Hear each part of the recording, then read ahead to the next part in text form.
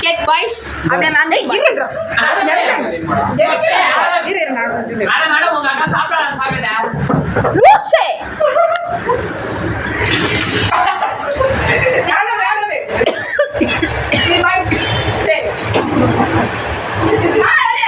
cut பண்ணி ஏய் எப்படி வாட உள்ள வாடா ஏய் இங்க வாங்க உள்ள இல்ல போகுது